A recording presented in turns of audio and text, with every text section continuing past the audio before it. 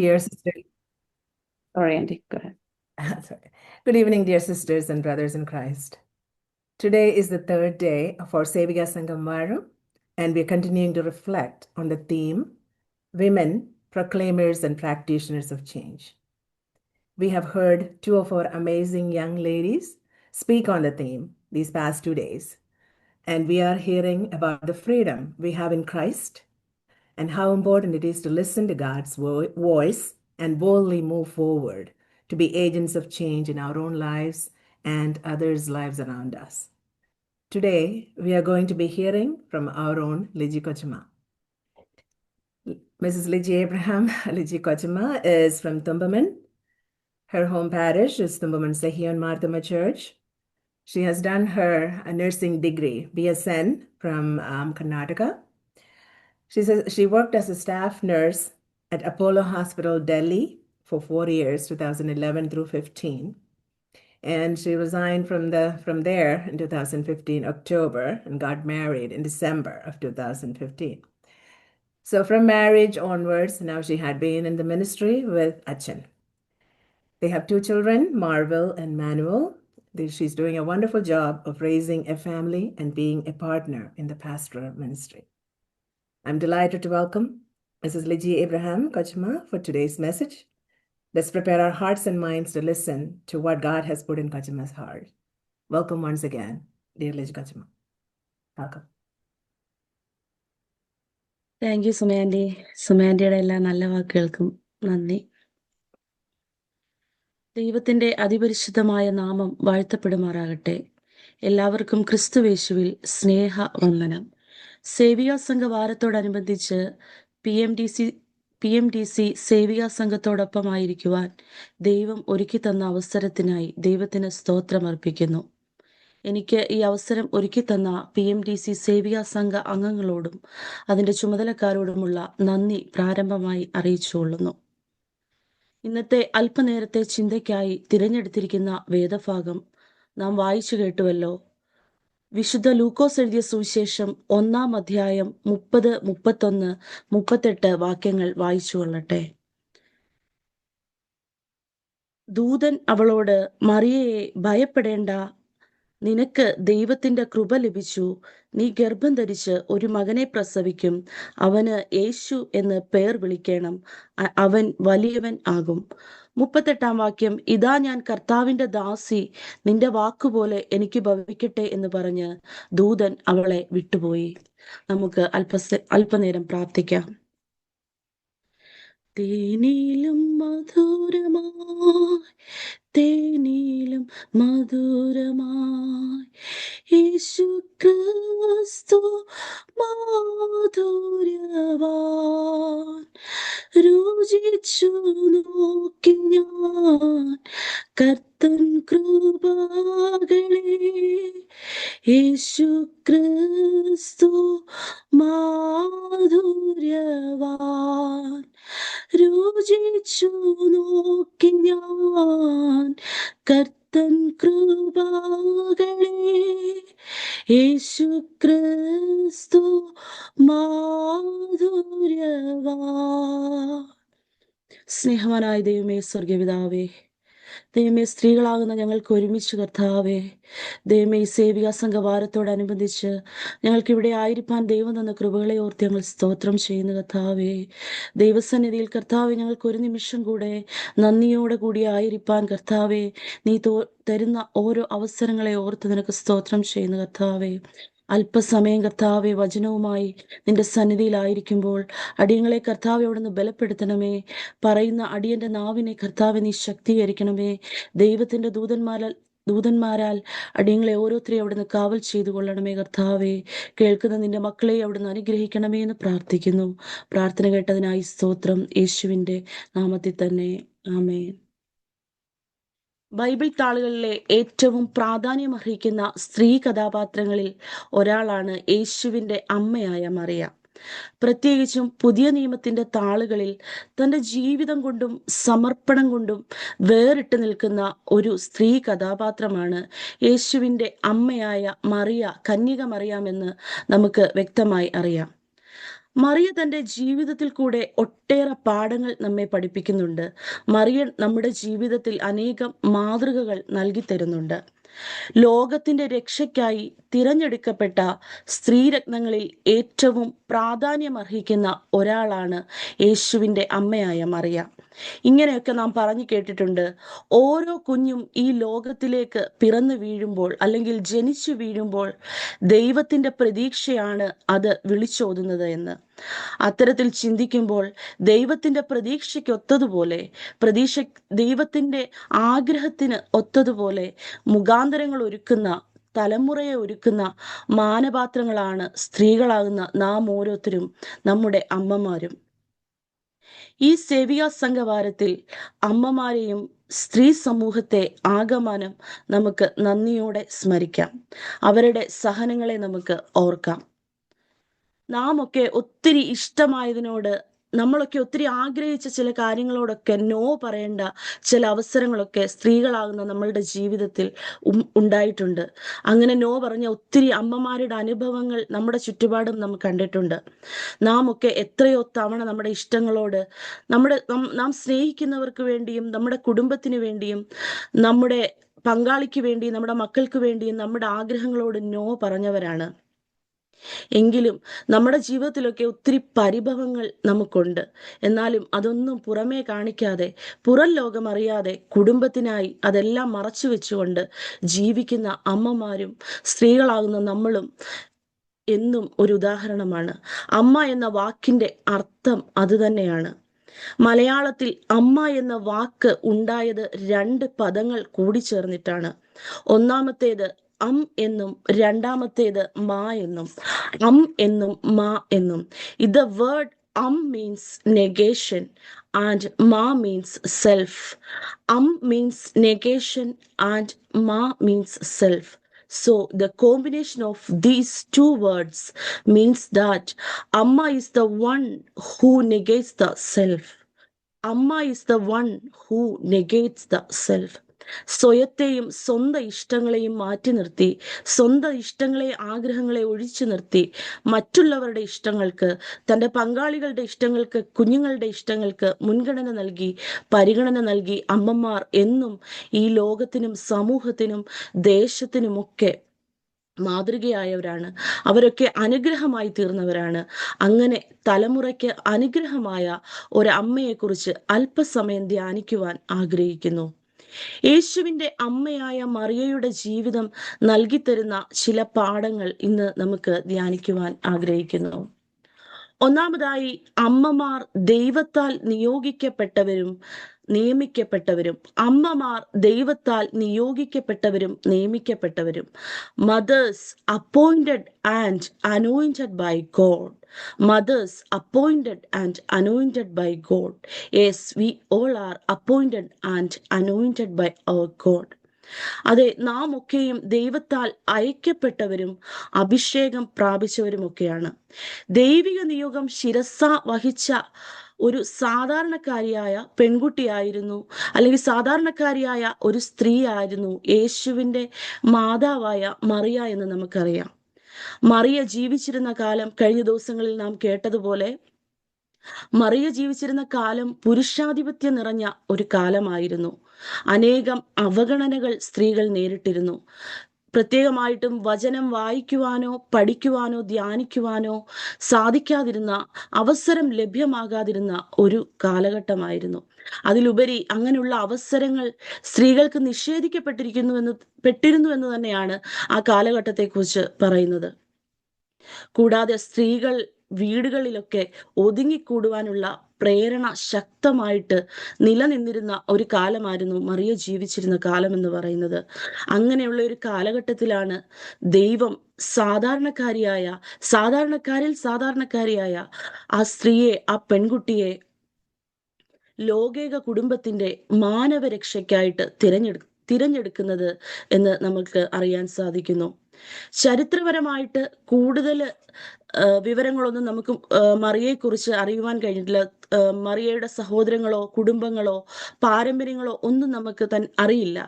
എന്നാൽ ബൈബിൾ വ്യക്തമായിട്ട് പറയുന്നുണ്ട്, എലിസബത്തുമായി ബന്ധമുണ്ടായിരുന്നുവെന്ന് വചനത്തിൽ പരാമർശിക്കുന്നുണ്ട്. ദൈവം ഇവിടെ നമുക്ക് മനസ്സിലാക്കുവാൻ സാധിക്കുന്നത്, ദൈവം ഒരാളെ തിരഞ്ഞെടുക്കാൻ തീരുമാനിച്ചാൽ അവിടെ അവരുടെ പ്രശസ്തിക്കോ പാരമ്പര്യത്തിനോ കുടുംബത്തിനോ ഒന്നും പ്രസക്തിയില്ല എന്നുള്ളത് തന്നെയാണ്. ദൈവിക നിയോഗത്തിനാണ് അവിടെ പ്രാധാന്യം അർഹിക്കുന്നത്. ഇവിടെ മറിയയുടെ ദൈവിക നിയോഗത്തിനാണ് ഇവിടെ പ്രാധാന്യം നൽകുന്നത്.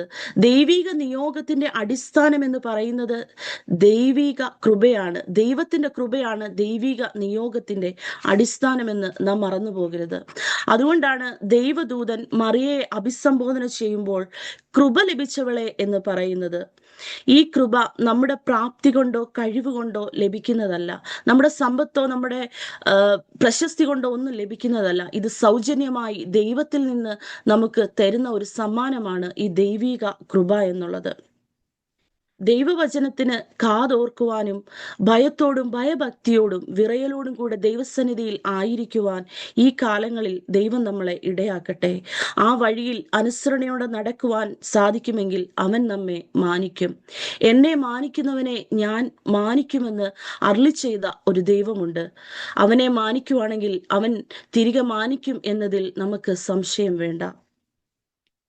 മറിയ എന്ന മാതാവിന് ലഭ്യമായ ദൗത്യം വളരെ ശ്രമകരമായിരുന്നുവെന്ന് വേദപുസ്തകം നമ്മെ പഠിപ്പിക്കുന്നുണ്ട്. നമ്മെ ഓരോരുത്തരെയും ദൈവം പല രീതിയിൽ ദൗത്യങ്ങൾ ഏൽപ്പിച്ചിട്ടുണ്ട്. പല രീതിയിലുള്ള വരങ്ങൾ ദൈവം നമുക്ക് നൽകിയിട്ടുണ്ട്. എന്നാൽ അതിനൊക്കെയും എതിരെ മുഖം തിരിച്ചുകൊണ്ട് ആ ഉത്തരവാദിത്തങ്ങളെ ഏറ്റെടുക്കാതെ മുന്നോട്ട് പോകുന്നവരാണ് നമുക്ക് ചുറ്റുമുള്ളവരും നാം പലരുമെന്ന് നാം ഓർക്കണം. ദൈവമേ, അങ്ങ് ഞങ്ങളെ ഏൽപ്പിച്ച ഉത്തരവാദിത്തങ്ങൾ, ഞങ്ങളെ ഏൽപ്പിച്ച ദൗത്യം, ഞങ്ങളുടെ നിയോഗങ്ങളെ തിരിച്ചറിഞ്ഞുകൊണ്ട് ദൈവവഴിയിൽ മുന്നോട്ട് പോകുവാൻ ഉത്തരവാദിത്തത്തോടെ അത് ഏറ്റെടുക്കുവാനുള്ള കൃപ ദൈവമേ നീ തരണമേ എന്ന് ദൈവസന്നിധിയിൽ നമുക്ക് അപേക്ഷിക്കാം. ദൈവസന്നിധിയിൽ നമുക്ക് പ്രാർത്ഥിക്കാം. Yes, we are appointed and anointed by God. നമ്മൾ ദൈവത്താൽ നിയോഗിതരും നിയമിതരും ആണ്. രണ്ടാമതായി, അമ്മമാർ സഹനത്തിന്റെയും സാക്ഷ്യത്തിന്റെയും ആൾരൂപങ്ങൾ. അമ്മമാർ സഹനത്തിന്റെയും സാക്ഷ്യത്തിന്റെയും ആൾരൂപങ്ങൾ. Mothers embodiment of suffering and witness. അമ്മമാരുടെ ജീവിതം ഒട്ടേറെ സഹനങ്ങൾ നിറഞ്ഞതാണ്. നമ്മുടെ അമ്മമാരെയൊക്കെ ശ്രദ്ധിക്കുമ്പോൾ ഒത്തിരി സഹനങ്ങൾ, ഒത്തിരി വേദനകൾ അവർ ഉള്ളിൽ ഒതുക്കിക്കൊണ്ടാണ് അവർ നടന്നതും ജീവിച്ചതുമൊക്കെ. പുറമേ നോക്കിയാൽ നാം വിചാരിക്കും എല്ലാം ഓക്കെയാണ് എന്ന്. എന്നാൽ എല്ലാം ഉള്ളിലൊതുക്കി വിഷമങ്ങളെ വഹിച്ചുകൊണ്ട് നടന്നിരുന്ന സ്നേഹനിധികളായ അമ്മമാർ നമ്മുടെ മാതൃകയാണ്. സ്ത്രീകളാകുന്ന നമ്മൾ ഓരോരുത്തരും അങ്ങനെ തന്നെയാണ് എന്ന് ഞാൻ വിശ്വസിക്കുന്നു. അവരുടെ കണ്ണുനീരിന്റെ സഹനത്തിന്റെ ഒക്കെ പ്രതിഫലമാണ് നമ്മുടെയൊക്കെ ജീവിതം എന്ന് പറയുന്നത്. യേശുവിന്റെ അമ്മയായ മറിയയും അങ്ങനെ തന്നെ ആയിരുന്നു. ലോകരക്ഷകന്റെ മാതാവ് എന്ന് മനോഹരമായ പദവി ലഭിക്കുമ്പോഴും ലോകരക്ഷകന്റെ മാതാവ് എന്ന നല്ലൊരു ലേബൽ മറിയയ്ക്കുണ്ടായിരുന്നു.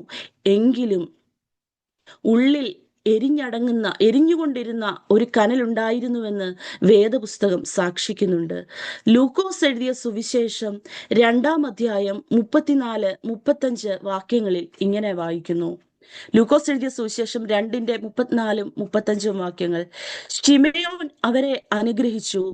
അവന്റെ അമ്മയായ മറിയയോട്, ഇവനെ ഇസ്രയേലിൽ അനേകരുടെ വീഴ്ചയ്ക്കും ഉയർച്ചയ്ക്കുമായിട്ടും തർക്ക വിഷയമായൊരു അടയാളമായിട്ടും വെച്ചിരിക്കുന്നു എന്ന് പറഞ്ഞു. 35-ാം വാക്യം. അങ്ങനെ പല ഹൃദയങ്ങളിലെയും വിചാരങ്ങൾ വെളിപ്പെടും. നിന്റെ പ്രാണനിലൂടെ ഒരു വാൾ കടന്നു പോവുകയും ചെയ്യും എന്ന് പറഞ്ഞു. ശിമയോന്റെ പ്രവചനത്തിൽ മറിയ തുടർന്ന് അനുഭവിക്കുവാൻ പോകുന്ന വേദനകളെക്കുറിച്ചും വ്യതകളെക്കുറിച്ചും നന്നായി പരാമർശിക്കുന്നുണ്ട് ഇവിടെ. അത് തുടർന്നുള്ള മറിയയുടെ ജീവിത വഴികളിലും നമുക്ക് മറിയ അനുഭവിച്ച വേദനകളും വ്യതകളും ഒക്കെ നമുക്ക് നല്ലതായിട്ട് ദർശിക്കുവാൻ സാധിക്കുന്നു. അവിടെയൊക്കെ മറിയ പിടിച്ചു നിന്നു. അങ്ങനെ പിടിച്ചു നിൽക്കുവാനുള്ള ഒരു ദൈവിക കൃപ മറിയയ്ക്ക് ലഭിച്ചത് അവരുടെ ആത്മസമർപ്പണമാണ്. ആത്മസമർപ്പണം കൊണ്ടാണ് അവരുടെ വ്യതകളിലും വേദനകളിലും അവർക്ക് പിടിച്ചു നിൽക്കുവാൻ സാധിച്ചത് എന്ന് നമ്മൾ വേദപുസ്തകം പഠിക്കുമ്പോൾ മനസ്സിലാക്കാൻ സാധിക്കും. ഇതാ ഞാൻ കർത്താവിന്റെ ദാസി, നിന്റെ വാക്കുപോലെ എനിക്ക് ഭവിക്കട്ടെ എന്നാണ് മറിയ പറഞ്ഞത്. എനിക്ക് തോന്നുന്നു ഞാൻ കേട്ടിട്ടുള്ളതിൽ വെച്ച് ഏറ്റവും വലിയൊരു മനസ്സമ്മതമായിരിക്കാം ആ ഒരു വാക്ക്. ഇതാ ഞാൻ കർത്താവിന്റെ ദാസി, നിന്റെ വാക്കുപോലെ എനിക്ക് ഭവിക്കട്ടെ. ലോകത്തിന്റെ നന്മയ്ക്കായി നിന്ന ഏറ്റെടുക്കുവാനുള്ള ഒരു മനസ്സമ്മതം തുടർന്നുള്ള വഴികളിൽ മറിയയ്ക്ക് കൂടുതൽ ബലം പകരുന്നതായി കാണുന്നു. ഈ സമർപ്പണം മറിയയ്ക്ക് സാക്ഷ്യത്തിന്റെ വലിയൊരു അനുഭവത്തിലേക്ക് മറിയെ നയിക്കുന്നതായി കാണുന്നു. കാനാവിലെ വിരുന്നുശാലയിലെ ഇടപെടലും ഗോൽഗോഥായിലെ സാന്നിധ്യവും കുരിശിന്റെ ചുവടുമൊക്കെ ഈ സാക്ഷ്യത്തെ ബലപ്പെടുത്തുന്നു. നമ്മുടെയൊക്കെ ചെറിയ ഇടപെടലുകൾ കൊണ്ട് വലിയ മാറ്റങ്ങൾ നമുക്ക് വരുത്തുവാൻ സാധിക്കും. അപ്രകാരം ഒട്ടേറെ അനുഭവങ്ങൾ നാം കേട്ടിട്ടുണ്ട്, നാം അനുഭവിച്ചിട്ടുണ്ട്, ഒക്കെ ചെയ്തിട്ടുണ്ട്. പാപ വഴിയെ ലോകമോഹങ്ങളിൽ നടന്ന അഗസ്റ്റീൻ എന്ന യുവാവിനെ സഭാപിതാവായ വിശുദ്ധ അഗസ്തിനോസ് ആക്കി മാറ്റിയതിന്റെ പിന്നിൽ വേറെ ആരുമായിരുന്നില്ല, അദ്ദേഹത്തിന്റെ അമ്മയായ മോണിക്കയുടെ പ്രാർത്ഥനാപൂർവമായ ഇടപെടലായിരുന്നു. ലോകമോഹങ്ങളിൽ നടന്ന അഗസ്റ്റീൻ സഭാപിതാവായ വിശുദ്ധ അഗസ്തിനോസ് ആക്കി മാറ്റിയതിന്റെ പിന്നിൽ തന്റെ അമ്മയായ മോണിക്കയുടെ കണ്ണുനീരോടുകൂടിയുള്ള പ്രാർത്ഥന ഇടപെടലുകൾ ഉണ്ടായിരുന്നുവെന്ന് നാം കേട്ടിട്ടുണ്ട്. ലോകത്തിന്റെ നന്മയ്ക്കായി തലമുറയെ ഒരുക്കുക, വളർത്തുക എന്നത് നമ്മുടെ നിയോഗമാണ് എന്ന് നാം മറന്നു പോകരുത്. അമ്മമാർക്ക് മക്കളെ വളരെയധികം സ്വാധീനിക്കുവാൻ പറ്റും. എനിക്ക് തോന്നുന്നത് ഏറ്റവും കൂടുതൽ മക്കളെ സ്വാധീനിക്കുന്നത് അവരുടെ അമ്മമാരാണ്. സ്ത്രീ സമൂഹമാകുന്ന നമ്മൾ ഓരോരുത്തരും നമ്മുടെ മക്കളെ സ്വാധീനിക്കുവാൻ കഴിയും എന്നത് ഉറപ്പാണ്. ഈയിടെ ഞാൻ ഫേസ്ബുക്കിൽ കണ്ട ഒരു കുറിപ്പ് എന്നെ വളരെയധികം സ്വാധീനിച്ചു. അത് ഇപ്രകാരമായിരുന്നു: നന്മയുടെ ചെറിയ പ്രകാശമാണെങ്കിലും എല്ലാവരും കാണട്ടെ എന്ന ചെറിയ ക്യാപ്ഷനോടുകൂടി 2 പെൺമക്കളുടെ പിതാവും പ്രശസ്ത വ്യവസായിയുമായ ആനന്ദ് മഹീന്ദ്ര സമൂഹ മാധ്യമത്തിൽ എഴുതിയ ഒരു അനുഭവം ഇങ്ങനെയായിരുന്നു. പൂനെയിലെ ഒരു തൊഴിലാളി തന്റെ ഭാര്യയെ പ്രസവത്തിനായി ആശുപത്രിയിൽ പ്രവേശിപ്പിച്ചു.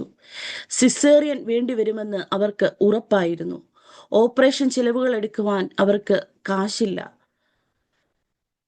അത് എത്രയാകുമെന്ന് അവർക്ക് ഉറപ്പില്ലായിരുന്നു. എന്നാൽ അയാളുടെ വീട് പണയപ്പെടുത്തിയാണെങ്കിലും ചിലവുകൾ എടുക്കുമെന്നുള്ള ഒരു ദൃഢനിശ്ചയത്തിൽ അവരെത്തിച്ചേർന്നു. അങ്ങനെ അദ്ദേഹത്തിന് ഒരു കുഞ്ഞുണ്ടായി. അദ്ദേഹം ഡോക്ടറിനോട് ചോദിക്കുന്നു, എന്താണ് കുട്ടി? ഡോക്ടർ മറുപടി നൽകുന്നത്, നിങ്ങൾക്ക് ഒരു മാലാഖ പിറന്നിരിക്കുന്നുവെന്നാണ്. വീണ്ടും അദ്ദേഹം ചോദിച്ചു, എത്രയാണ് ഫീസ്? മാലാഖമാർ ജനിക്കുമ്പോൾ ഇവിടെ ഫീസ് വാങ്ങാറില്ല എന്നായിരുന്നു ഡോക്ടറിന്റെ മറുപടി. ഫീസിനെ കുറിച്ച് വളരെ ആശങ്കപ്പെട്ട ആ പാവ മനുഷ്യൻ ഡോക്ടറെ തൊഴുതുകൊണ്ട് നിന്നു. ഇതാണ് ഡോക്ടർ ഗണേഷ് രാഗ്. കഴിഞ്ഞ 10 വർഷമായി പെൺകുഞ്ഞുങ്ങൾ ജനിക്കുമ്പോൾ പ്രസവ ശുശ്രൂഷ സൗജന്യമായി നൽകുന്ന പൂനെയിലെ ഡോക്ടർ ഗണേഷ് രാഗ് എന്ന് പറയുന്ന വ്യക്തി ഇതാണ്. ഇതുവരെ 1000-ലധികം പെൺകുഞ്ഞുങ്ങളുടെ ജനനം ഈ ഡോക്ടറുടെ മേൽനോട്ടത്തിലായിരുന്നു. എന്താണ് ഈ ശുശ്രൂഷയ്ക്കായി ആ ഡോക്ടറെ പ്രേരിപ്പിച്ചത് എന്ന് ചോദിച്ചപ്പോൾ ഡോക്ടർ പറഞ്ഞത്, പെൺകുഞ്ഞുങ്ങൾ ജനിക്കുമ്പോൾ നീ സൗജന്യമായി ആ പ്രസവം എടുക്കണമെന്ന് തൻ്റെ അമ്മയുടെ വാക്കാണ് അദ്ദേഹം ഇന്നും ഒരനുഷ്ഠാനം പോലെ തുടരുന്നത്. പെൺകുഞ്ഞുങ്ങൾ ജനിക്കുമ്പോൾ നീ സൗജന്യമായിട്ട് പ്രസവം എടുക്കണമെന്ന അമ്മയുടെ ആ വാക്കുകൾ ഇന്ന് അദ്ദേഹത്തിലൂടെ ആ സമൂഹത്തിന്, ദേശത്തിന്, ഈ ലോകത്തിനൊക്കെയും മാതൃകയായി തീരുന്നു. തലമുറയ്ക്ക് ചില പ്രേരണകൾ നൽകുവാനുള്ള നിയോഗം തമ്പുരാൻ നമ്മളെയും, സ്ത്രീകളാകുന്ന നമ്മളെയും അമ്മമാരാകുന്ന നമ്മളെയും ഏൽപ്പിച്ചിട്ടുണ്ട്.